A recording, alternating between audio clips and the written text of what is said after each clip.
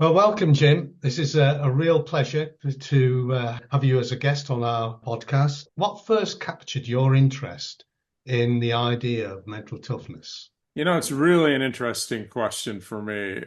But I became associated with a brilliant exercise physiologist by the name of Dr. Joe Vigil, who's an Olympic legend. He kept asking me, he kept saying, Jim, what can you tell me as a psychologist that'll help me get more out of my athletes so I can get them to perform better? And I looked at him like a deer in headlights, and I got, I have no clue. I said, I can help people with mental health issues, maybe get a little healthier, but I know nothing about applying psychology to human performance and trying to help people perform better. He said, well, Loehr, I'm going to bug you because I think this was in the 70s. This is going to be a big field. You like new things.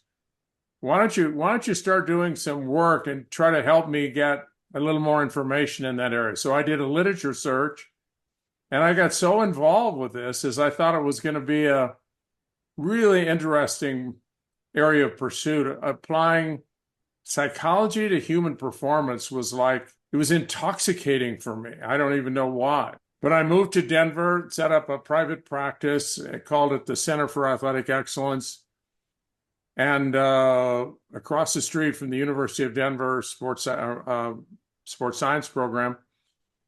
And I began to realize I didn't know anything. I mean, I started having clients and I thought, I got to learn. I don't know anything about this. What am I doing practicing something I don't know anything about? And so I started looking. Jimmy Connors was the number one competitor in the world of sport. And I thought, maybe if I studied the great athletes that are around, and just by chance, Jimmy Connors was opening up a new tennis center. And I said, I'll run your whole facility, run your tennis and everything else, but I want to have access to Jimmy's brain. And I want to be able to study him and learn from him because he's probably the best competitor right now in the world of tennis. I was there for 2 years, and I realized that if everyone had to be like Jimmy Connors to perform well, I'm out. And I was working with a lot of Nick's players, and he didn't like them on the road. So he encouraged me to set my institute up at his facility, gave me access to all of the kids there. And Andre Agassi and Jim Courier, Monica Seles, David Wheaton, Martin Blackman, just on and on. It was the most incredible living laboratory of high performance in tennis that I could ever imagine. I was there for 6 years, and I had them hooked up to more telemetry than you can possibly imagine. One of the things that I found very interesting, if you want to look at the ultimate test of mental toughness, it's probably on the field of battle. I looked at the history of military training from the very beginning, the earliest days of warfare, all the way to the present. Every single warrior culture had an honor code.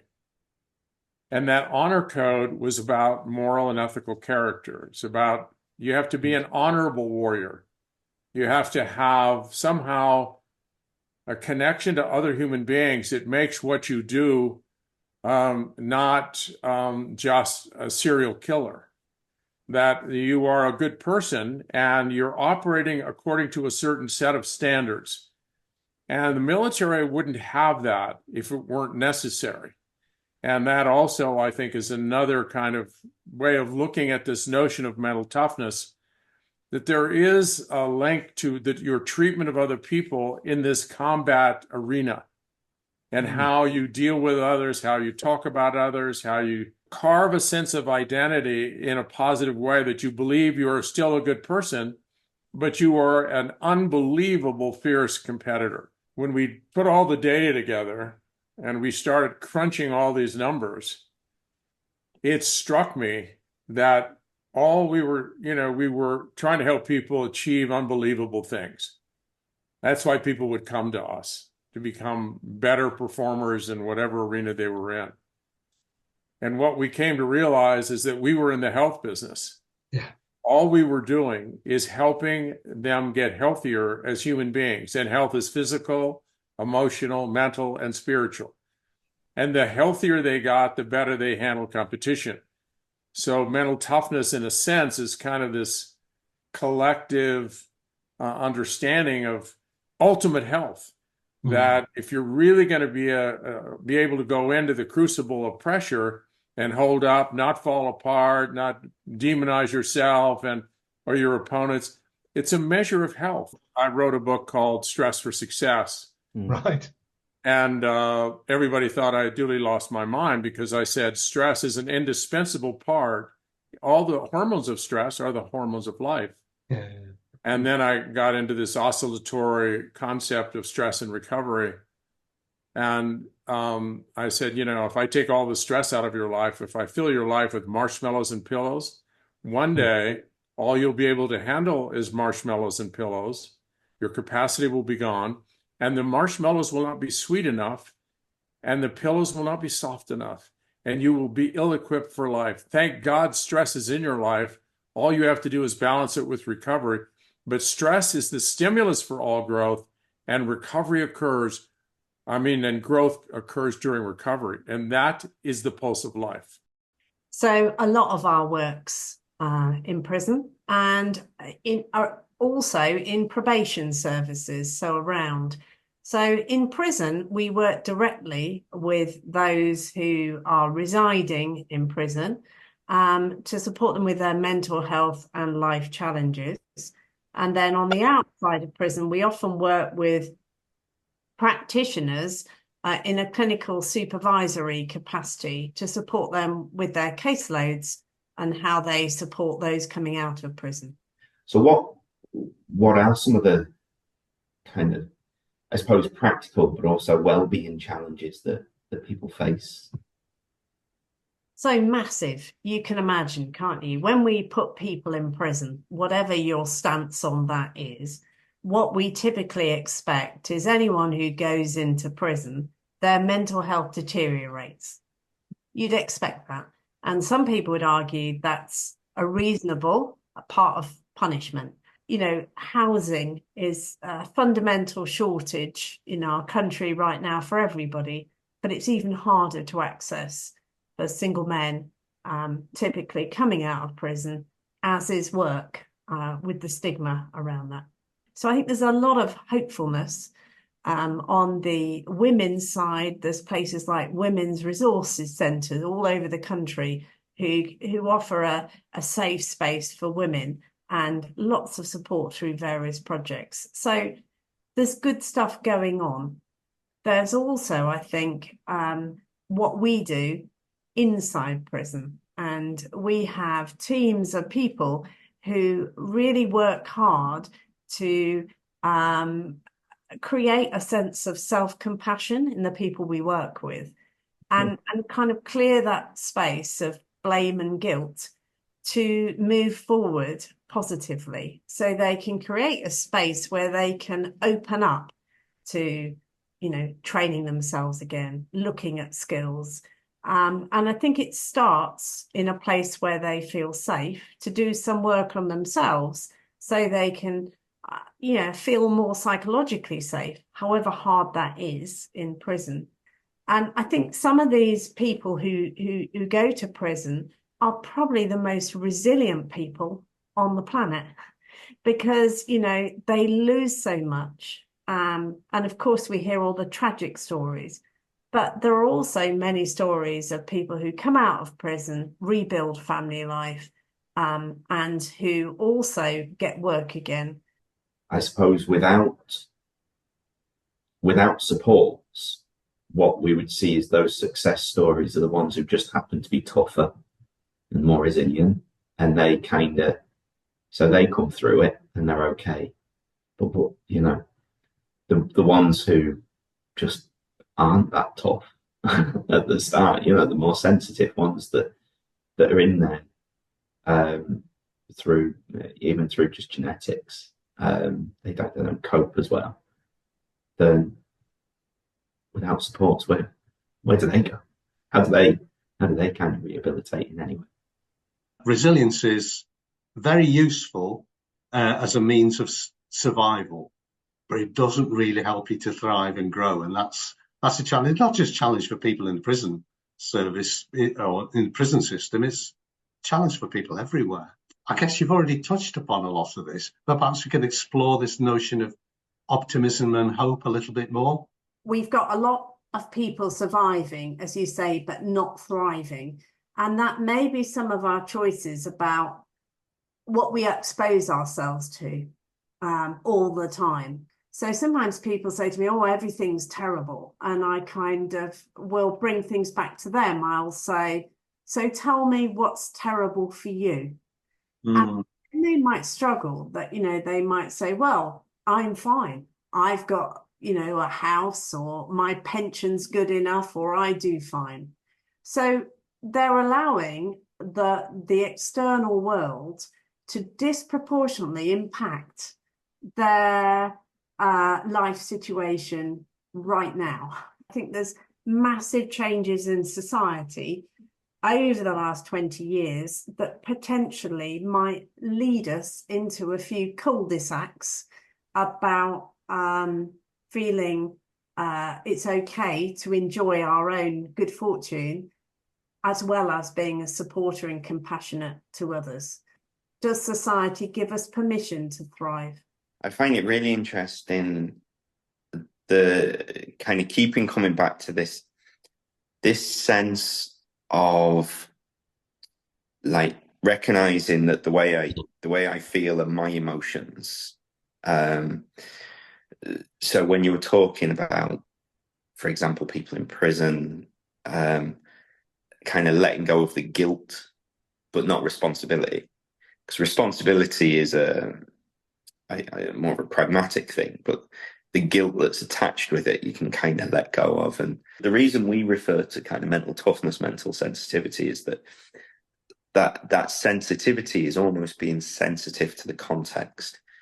And what I'm hearing there is you describe individuals, certainly from an emotional point of view, that are absorbing the emotions from the context that they're in, the environment they're in. And that would imagine the amount of personal resource that you would use if you're absorbing all the emotions from situations either immediate to you, local to you, or even with social media, I suppose, on the news, even internationally. So I suppose it kind of makes sense that you have that resilience, that toughness is about recognizing there's a barrier from an emotional point of view between outside of me, even if it's people that are very close to me, and things that are more internally generated. So that's really got me thinking. What is leadership? It's really interesting, actually, because I'm just thinking about the Drucker quote. Only three things happen naturally in organizations: friction, confusion, and underperformance. Everything else requires leadership. I like that. It's quite interesting, actually, to think about the natural state of affairs is chaos. So it's inevitable that is the first thing that leadership would have to deal with. And I nearly said overcome, but actually I won't say overcome, because I don't think it's possible to overcome the inherent complexity or chaos of organizational behaviors and stuff like that. But definitely the first thing to try and get to grips with and to start to deal with. In a way, one of the ways in which we almost implicitly, intuitively measure whether or not a person is a good leader is how chaotic or how organized their organization is. We sort of implicitly lay over them this template that says, well, if it's pretty chaotic, you're not really a very good leader. And I'd be interested actually to explore, obviously with you both and with everybody else, whether or not that's a valid approach to measuring whether or not somebody's a good leadership figure. I like engaging in culture in organizations, because you have to, this principle of the 5 whys. Yes. And you have to get at least 5 whys before you start to get close to the issues of culture in an organization, I think. The culture is the personality of the organization. It's its default response when something happens to the organization. I'm smiling at this, actually, because when I've talked about this to people before, I've always said SMEs have a personality, multinationals have a culture. And it's exactly as you said, the culture is the personality of the organization writ large. complexity is the essence of leadership. As we said right at the start, the world is a chaotic place. Actually, leadership is one of the ways we try to make sense of that in order for our organisations to deliver on their expectations. Our interest, of course, is centred around mental toughness. It's understanding its impact. But you've got a particular interest, John, or you and the Institute, should I say, in trust. Yeah. And that is one of those nuances and complexities. Trust is a really amorphous concept, even more so than leadership, I think, really. And yet it is one of those things without which leadership cannot function. It is a contingent part of leadership. That's the one thing we know, and I know you and I have spoken about this before, is you could be the most trustworthy person on the planet, and yet I might still not trust you. Mm-hmm. Why? Trust is the oddity, because actually you can think of it at organisation and cultural levels based on your one-to-one relationships. It is one of the very few, and maybe the only psychological concept I know of, where the one-to-one stuff is the same as the cultural stuff. I think it's linked to respect. It's linked to openness. But then openness is a complex thing because being too open, too early. Yeah. The only way to change the trust we have in somebody else is to do that ourselves. It can't be done for us. And interestingly, if we think about the trust being the same at the personal and at the organizational level, trust is therefore scalable from the individual to the organizational level. But actually, if it's scaled to the organizational level, somebody is still going to be the representative of the trust in that organization. Yes, we've had a great conversation. There's been little nuggets here, there, and everywhere. And Peter said, what about the followers? Mm-hmm. But right at the start, you quoted Drucker and saying, well, the role of a leader is to create leaders. Mm-hmm. Well, maybe that's what we should be doing with followers. One of the things that we are noticing is, I would call it a drift at the moment, but it's an accelerating drift away from extrinsic motivation, let's pay you to perform, to intrinsic motivation. And I think autonomy also, it needs to include the ability to say no thanks. Yes. Most difficult concept for me when I was thinking about leadership initially, but was actually, you don't have to do it all the time. You don't have to wake up and think, right, I'm a leader now. I'm going to exhibit all these leadership behaviors 24/7. Yeah. Well, good luck with that, anybody, because that just isn't going to happen. And this idea of being a follower sometimes, allowing and facilitating and nudging somebody else to be the leader is just as much, of course, as much a part of leadership. And maybe that's about how we help develop more leaders, how we help people reveal to themselves that intrinsic motivation that they may well have been suppressing, whether it's for cultural reasons or it's for team reasons, whatever it is. Because it's back to the Johari Windows thing. We don't know what we don't know about ourselves, and situations can bring out remarkable leadership competencies in people. I'm Jason Wyatt, JCB's Global After Sales and Technical Training Manager at JCB Excavators. And after a 20-year career in the automotive industry, largely in regional sales roles, I was attracted to achieving longer-term performance gains through a role in training and development. Well, I'm Adrian Green. I'm the founder and managing director of Pressure Point, which is the people team and organisational development company. We're here today because AQR invited us to share our experiences of the JCB Cornerstone programme through the How to Create a Resilient and Positive Culture in the Workplace book, which we're delighted, of course, to review. What was the problem that our programme was trying to overcome? I was asked to develop a sales leadership culture which would support the turning over of more stones to do business. The field sales team that we have here at JCB, they work in an environment that requires them to be seekers of opportunity, curious in their outlook and confident in their abilities to explore new business. Do you remember that back in 2019? Yeah, seems an age ago. It does. We discussed the solution. And the words resilience and can-do attitude, optimism and creative problem solving came up time and time again when I spoke with internal stakeholders. Now that we're in this kind of VUCA world of volatile, uncertain aspects that we're facing all the time, people think about the world tends to talk about resilience. and we tend to only hear about the phrase mental toughness in those who probably understand the concept, or in the sporting world, because that's kind of where it generated from, right? It was Jim Loehr, if I can remember, coined the phrase back in the 80s in the sporting arena, but it's not by any means just about the sporting arena. It's for all aspects of life. Sales environments are often seen as one of the highest pressurized environments in the workplace, and therefore need to thrive and hit your numbers, hit your targets, or if you can't, know that you can go again and get those targets in by hook or by crook. Is I guess that's as close as you get to being that competitive elite environment, wouldn't you say?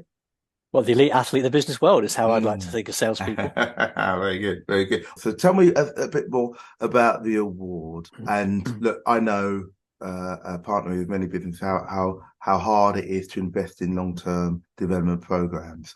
And with that, you're looking at three hallmarks. The first is, why did you choose training? The second is, how was it deployed? And the third was the return on the investment. So those are, broadly speaking, the three areas. Now, the probably the most important one is the third area, the return on investment. It's very hard with training to know, well, would that have happened anyway? It's like marketing, advertising, well, would you have had that sales success without that advert? And it's the same with training to much a degree. Listen, you mentioned about some of the, not just the impact on the business, right, but you also mentioned about the participants sharing personal gain from the program, as well as the professional impact. So tell me what you noticed about those, the personal gains participants.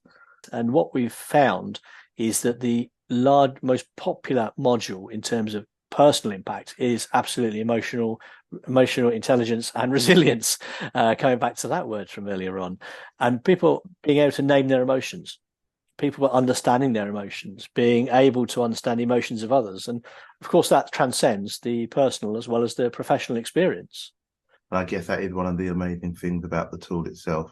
It's not just thriving under pressure at the workplace. It does impact people in their lives, in their entirety, doesn't it? I guess. And there are those that want to put a number on return on investment, Adrian. And the Princess Royal Training Award was very clear that whilst they were delighted for us about the improvement in the mental toughness scores, what they really wanted to understand is, well, what did that mean on the business? So the answer to that, for those who like their numbers, is that for every £1 we've invested in the Cornerstone program, we've seen an average of £8.1 profit drive back from that. So there's an amount of money that each person we know has contributed to the business, and some of these contributions, by the way, have been exceptional, in the millions. Learning orientation is one of the sub-factors, Adrian. So what have we learned? What have we learned through our own Cornerstone experience and journey? But for sure, Jason, what we learned on our, how many cohorts are we through now? 5 cohorts, right? People get their individual reports, obviously, but there are aggregated results for groups or the team or the entire business. But it does give you an insight into things, to the degree which people might take ownership of something, the degree to which people are volatile in something, the degree to which people will be struggling with change if they have low risk orientation, the degree to which they might move at pace and not stop to reflect and learn new things, the degree to which they might be incredibly planful, strategic, but not follow through on anything, right? Or vice versa, be incredibly non-planful, non-specific, but do achieve interesting things. This program helps people, and the profile helps people understand their level of mental toughness or sensitivity, and to make an evaluation about what's really the most helpful for them. If I've helped somebody to develop mental toughness, which we know is aligned to better mental health outcomes later in life or in certain circumstances, then, well, that's what we do the job for, right? Great, even if you're in a great culture, and a strong culture such as JCB, there's always room for improvement and growing and developing it, wouldn't you say? Yes, absolutely, 100%. Look, life's for living, and life is full of learning.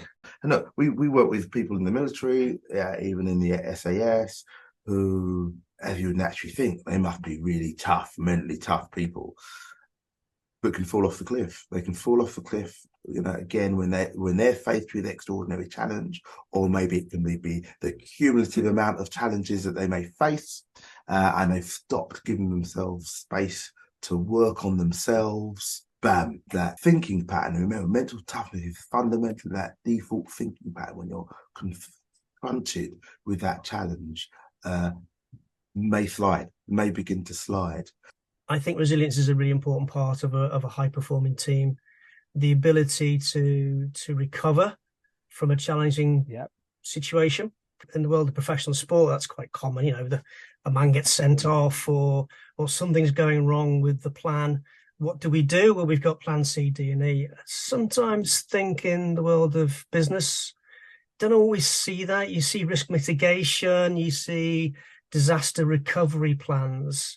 They're big and grandiose, but what does it mean to the team if things aren't going right on a day-to-day basis? That's where I'm interested, and where I really think the mental toughness concept supports that. I agree. I think for most organizations and most teams, the focus is on doing, and they never really create the time to do the thinking. I always say to people, look, we live life twice, don't we?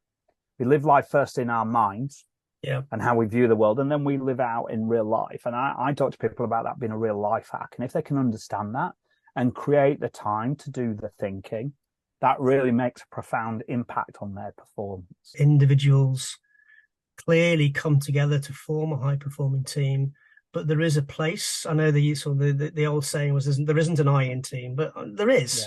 And I think you have to understand your position and your role and how you act in that team. That self-awareness, that awareness of how you react, how you behave, how you contribute to a team environment, I think is more important than not. As you look back on your work and your career, have you seen kind of different mental toughness profiles from different sectors or different types of teams? Suddenly that individual finds that they've been asked to manage a team, or to run a team, or to run a project, or to run a matrix team, and they may not have that skill set. And so it will come down to some degree, mindset, actually. How am I going to go into this? How am I going to tackle this new challenge for me? Again, this is where MTQ really helps, because it understands my approach to the work I'm going to be asked to do. It's one of the accidental challenges with the mental toughness questionnaire is it measures things on a scale of 1 to 10, which has its really useful benefits, because it does tell you relative where you are against the global population, and it also helps you identify where you're making progress. So you can track progress through having such a scale. One of the challenges I find with teams is the fact that they gravitate to the numbers. We've all been conditioned from a young age to think 10 is better than 1. Yes. So suddenly they're having conversations about, they're 6, that's not very good, we need a 9. Clearly, as you and I both know, it's not a race to the top, it's awareness. I would argue it's a race to the middle, maybe, in terms of the normative distribution of how this works. Some of the best leaders and managers I've worked with are what we might call mentally sensitive. They're incredibly aware of the impact they have, and they're incredibly intuitive of the people that they work with and for, and who work for them. Points you touch upon in the book that really resonated with me, and certainly in terms of my work with senior leadership teams, it's this concept that leadership as a concept has evolved. I mean, there's mountains written on leadership. I spend most of my life in the culture world, and I think I have some stat like, if you search leadership on Amazon on their online bookstore, you get over 1 million books, and if you search culture, you get 10,000. There's so much less written on culture, and yet the leadership team largely set the culture, which is quite interesting. One of the things I find really interesting about how leadership has changed, you have almost gone from this idea that the leader and the leadership team need to be the performers. How can we help people do change more effectively? So it's quite a narrow way into the mental toughness concept, particularly around that lens of learning orientation and risk orientation within the measure. But because I was looking at this at an organizational level, and particularly around change projects, I started using it quite quickly in that kind of organizational development space. And, it produced some really interesting insights. And through the book, and my contribution to the book is a chapter about, how I use the measure to help organisations develop positive cultures and more progressive cultures. A culture is the collective programming of the mind, if you like. When people start working together, they start to build behaviours, common traits, common values, and that is almost building a collective think. Hello, everybody. My name is Sam Sloan. I am the director and founder of 123 People Development and the director of Resilient Pilots. Hi, everybody. I'm Sylwia Rybak from Kraków, Poland, a beautiful city in Poland. Whenever you're ready, welcome to come and see yourself. I'm a coach, I'm a trainer and a therapist. I run AQR Polska. Why did you get interested in mental toughness initially? I was also working as a coach with my clients, and sometimes they said that they do not have this inner strength to do something, even though theoretically they know how to do that. When I came across first resilience and then mental toughness, I thought maybe this is this missing link. Well, this is it. I want to make people aware of that. I want to show them mental toughness. I want to have them develop mental toughness, because this is how they may live a better life. Probably very similar to what you just said there, Sylwia, actually.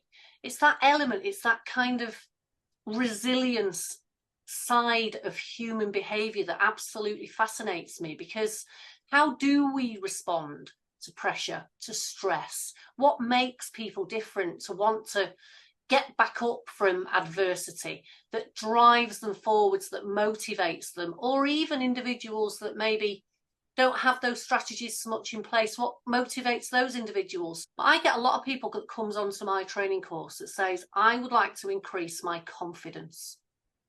Well, what exactly does that mean? And it fascinated me that actually all of a sudden we could have something tangible that the coachee could talk round and that could physically see for themselves, then develop. We've wrote the book now, and we're both We did. Fantastic book, but we'll come to that. Being aware how my mental toughness looks like, whether it is helping me or perhaps it is sabotaging something or stopping me, preventing me from something. Yeah. So realizing, how about me? What does it mean for my day-to-day life? Is it okay? And if it's not, what do I need? And one of the first investments I actually made was, funnily enough, was in becoming a mental toughness practitioner. Partly because I'd always been interested in sport. I played rugby and done cross country at a high sort of amateur level, or highish amateur level. And so I'd already read around the subject and understood the concept a little bit, but was curious about it. And then with the life challenges, wanted to understand, well, how had mental toughness help me go through those, and how could I develop it? I've used it for a number of scenarios with different organizations to help individuals and teams understand how they think, because we know, mental toughness is how we think when we're exposed to stresses and pressures and opportunities, just to give that really good insight. Because, as we say, you can't see how somebody thinks. You can see behavior. We know about the other tools that are great at, showing behavioral profiles, but actually you can't see how somebody thinks. And this just gives that insight that is really unique. We all kind of live inside our own head. So when someone behaves a certain way, the easiest thing to think is, well, if I was to behave that way, here's what I'd be thinking. So I think using it in teams can be hugely enlightening, but it's the keys in the setup, how it's pitched and presented right at the start. Absolutely. We talk about diversity of thought, don't we, with mental toughness? Now that can help, diversity of thinking. And I think just finding different ways that other people, might talk about mental toughness and use analogies to get that message across is perhaps the way to get around some of that initial reticence. I think it's a great point, that especially the flexibility bit kind of resonates, because you always have that sense of kind of, meeting people where they're at. So we did some work, we did some coaching over about 6 sessions and about 6-7 months. And got her to a point where she was able to build up the confidence to go and pitch to her MD about this whole job title that didn't exist before, and a role that she could see and everything else. And she was able to do that, and not only got funding for her new role, but got funding for 4 other roles that she would manage. which was amazing. And what was interesting is we didn't need to move her significantly up the spectrum. She just moved a couple of stems in a couple of different areas, and that was enough to make her to do that change, to have that confidence. For me, it's around getting to understand what it means to them or what they think it means. So it goes back to a comment you said a few minutes ago, I think, John, about meeting them where they are. I think that's something else. So I think it goes, I always come back on to, what do you mean by psychological safety? What do you mean by mental fitness? How does that show up for you? What's going on? That's interesting. And then I'll try and keep subtly relaying it back to the model of mental toughness that we work with, so they can start to see. So rather than going, no, you're wrong, or it's this, start to help them see how it maps across. And I find that works fairly well. It's I think sometimes it's also down to that social proof bit. Definitely, if enough people are doing it, then people will go with what other people are doing. Yeah. How accessible do you think kind of understanding of evidence-based practice and knowing what is good quality, how accessible is that to coaches? Because in the academic world, we're rewarded for producing things that, sit behind a paywall and are written in really inaccessible language anyway. And unless you are a coach that really is interested in the psychology and the underpinnings for stuff, where do you go to find an alternative view? Where do you go to get the unbiased view of, and I'm being honest, I think perhaps the British Psychological Society and other psychological societies probably have a duty of care, might be strong, I don't know, but I think they have a requirement to evaluate some of these things, or at least make it easy for people to understand and find somewhere independent to go, this is this tool and how it's rated, and this is this tool and how it's rated, and that's very valid and that not so much. But so at least people can have an objective understanding of, and then make an informed choice. Do your own research. Don't just go with the common ones because that's what everybody else does, or you think that's what clients are wanting. Go with the ones, if it's really important to you, go and do your own research and find the ones that are really valid.